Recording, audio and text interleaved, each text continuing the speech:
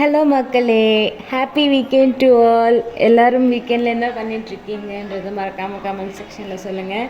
நான் இந்த வீக்கெண்டில் என்ன பண்ணுறேன்னா, சரி ஓகே, நமக்கு வந்து நான்வெஜ் தெரியும் குக் பண்ணுறதுக்கு ஓரளவுக்கு. ஸோ வெஜ் வந்து சுத்தமாக தெரியாது, இப்போ தான் கற்றுட்ருக்கேன். சரி ஓகே, இந்த வீக்கெண்ட் வந்து நம்ம வெஜ் டிஷ் வந்து கொஞ்சம் கொஞ்சமாக கற்றுக்கலாம் அப்படின்றத ஸ்டார்ட் பண்ணியிருக்கேன். ஸோ அதை தான் இந்த வீடியோவில் வந்து நீங்கள் பார்க்க போகிறீங்க.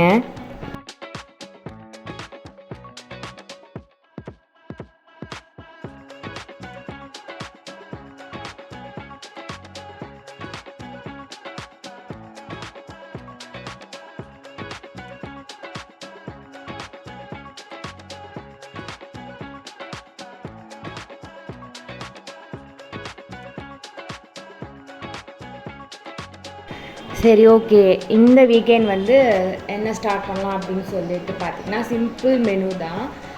இன்னையோடைய லன்ச் மெனு அப்படின்னு பார்த்தீங்கன்னா, கேபேஜ் கேரட் பொரியல், பருப்பு மிளகு ரசம் and masala vada, white rice. இதுதான் இந்த மெனு. என்னடா அப்படியே பெருசாக சொல்லுவோம் அப்படின்னு நினச்சிங்க, அப்படி புஷ்ஷுன்னு பொசிஷன் பார்க்காதீங்க. சரி ஓகே, எடுத்தோடனே எதுக்கு அப்படி கொஞ்சம் கொஞ்சமாக ஆரம்பிக்கலாம் அப்படிங்கிறது தான் சிம்பிள்லேருந்து நான் வந்து ஆரம்பித்தது.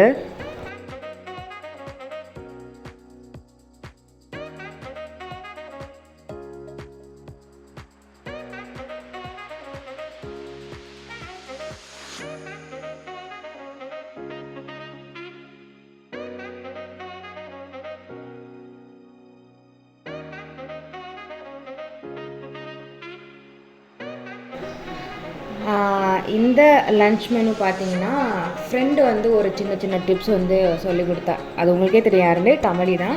ஸோ அதை வச்சு நம்ம ஒன்றுத்தையும் லிங்க் பண்ணி சமைக்கலாமே அப்படின்ட்டு தான் குக் பண்ண ஸ்டார்ட் பண்ணுது.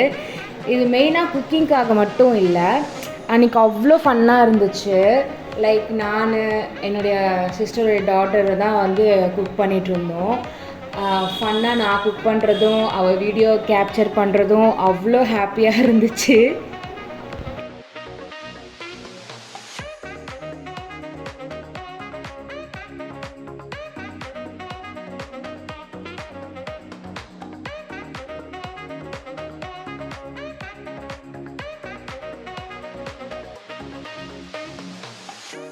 I don't deny there's some strange evolutionary process going on, but mankind won't be destroyed. The fact that you and I are working here today is evidence of that. அவளும் நல்லா help பண்ணா, முக்கியமாக video எடுக்கிறதுக்கு ரொம்ப ரொம்ப help பண்ணா. அவள் தான் இந்த வீடியோ ஃபுல்லாக எடுத்தது கூட. அதுக்கப்புறம் பார்த்தீங்கன்னா, அவளுக்கும் சின்ன சின்ன இதெல்லாம் வந்து சொல்லி கொடுத்துருந்தேன். மசால் வடை வந்து எப்படி ஆயிலில் வந்து ஃப்ரை பண்ணணும், மசால் வடைன்ட்டு இல்லை, ஆயிலில் முக்கியமாக எப்படி ஃப்ரை பண்ணணும், சேஃபாக ஃப்ரை பண்ணணும் அப்படின்றதெல்லாம் சின்ன சின்னதாக எனக்கு தெரிஞ்ச இதுவை சொல்லி கொடுத்தேன். அவ்வளோ அழகாக சுட்டு எடுத்தா. அதுக்கப்புறம் பார்த்தீங்கன்னா, சாதம் வந்து ஒரு பக்கம் போயிட்டு இருந்துச்சு, இன்னொரு பக்கம் வந்து சரி கேபேஜ் கேரட் பொரியல் வந்து ஸ்டார்ட் பண்ண சொல்லிட்டு அதுக்கும் உண்டான ப்ரிப்பரேஷன் ஒர்க்லாம் போயிட்டு இருந்துச்சு.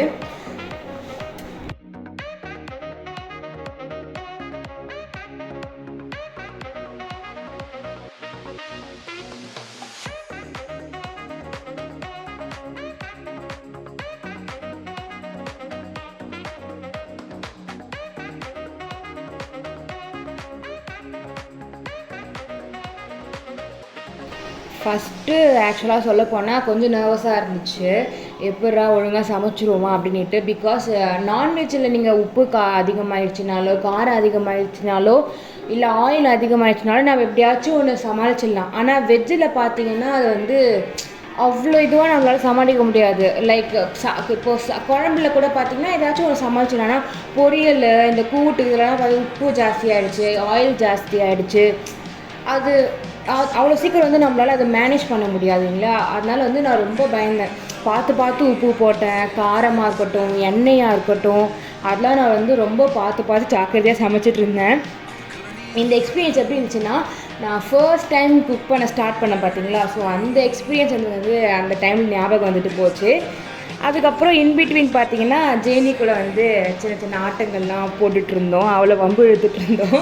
அவள் செவனேன்ட்டு விளையாடிட்டு இருந்துட்டு அவள் சாக்ஸ் வச்சு விளையாடிட்டு இருந்தா. அது குட்ரி அப்படின்னு சொல்லிட்டு அவளை வந்து வம்பு இழுத்துட்டு விளையாடிட்டு இருந்தோம்.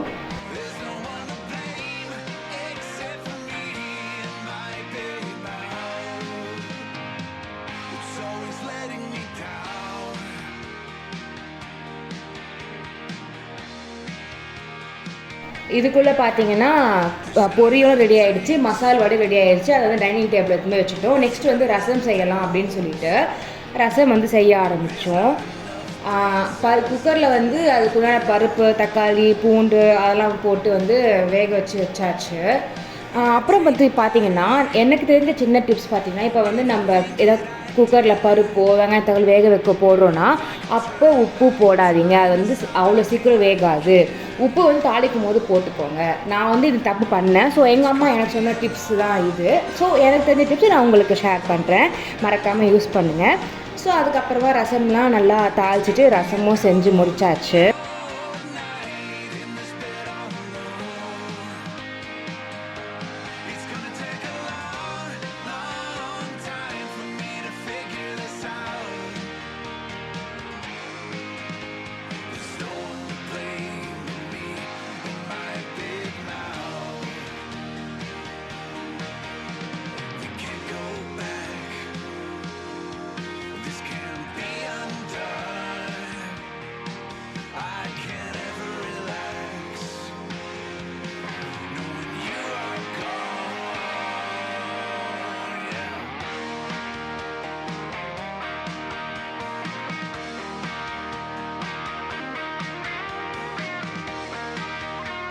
அதுக்கப்புறம் பார்த்திங்கன்னா ரசம் செஞ்சு முடிச்சுட்டு அதையும் டைனிங்க்கு கொண்டு போயாச்சு. ஸோ இன்னையோட lunch menu once again cabbage carrot பொரியல் அண்ட் ஒயிட் ரைஸ் அண்ட் மசால் வடா. அப்புறம் வந்து பார்த்திங்கன்னா இன்றைக்கி மெயின் கோர்ஸ் வந்து ரசம் தான், வேறு எந்த குழம்பும் செய்யல, சிம்பிளாக முடிச்சிட்டோம். ஸோ அதனால் கேர்டும் வந்து ஒரு சைடில் வந்து வச்சுட்டோம். ஸோ எல்லாமே நான் முடிச்சுட்டு எல்லாருக்கும் சர்வ் பண்ணிகிட்டு இருந்தேன். ரொம்ப பயந்துட்டு இருந்தேன், எல்லோரும் என்ன சொல்லுவாங்க தெரியலையே, ஃபுட் நல்லா இருக்கா, ஓரளவுக்காச்சும் நல்லா இருந்தால் தானே சாப்பிட முடியும். ஏன்னா எங்கள் சிஸ்டருக்கு வேறு உடம்பு சரியில்லை, அவங்களுக்கு கொஞ்சம் நாக்குக்கு ருசியாக இருக்கணும் அப்படின்னு சொல்லிட்டு ரொம்ப பயந்துட்டு இருந்தேன். ஃபுட் எல்லாமே சூப்பராக இருந்துச்சு அப்படின்னு சொன்னாங்க. கேட்டது அவ்வளோ ஹாப்பி, என்னால் தரையில் நிற்க முடியல. இதோட ஹாப்பியான நியூஸ் என்னென்னு பார்த்தீங்கன்னா எல்லாமே காலி ஆகிடுச்சு. பொரியல், வடை, ரசம், சாதம் எல்லாமே காலி ஆகிடுச்சு. ஸோ இந்த வீக்கெண்ட் ஹாப்பியாக ஃபன்னாக எனக்கு இப்படி தான் போச்சு. உங்களுக்கு எப்படி போச்சுன்னு மறக்காமல் கமெண்ட் செக்ஷனில் சொல்லுங்கள். அண்ட் மறக்காமல் like and share, subscribe to R channel. See you on next video guys. இதே மாதிரி ஹாப்பியான வீடியோஸ் எடுத்து வரேன். Take care, much love, bye, take care.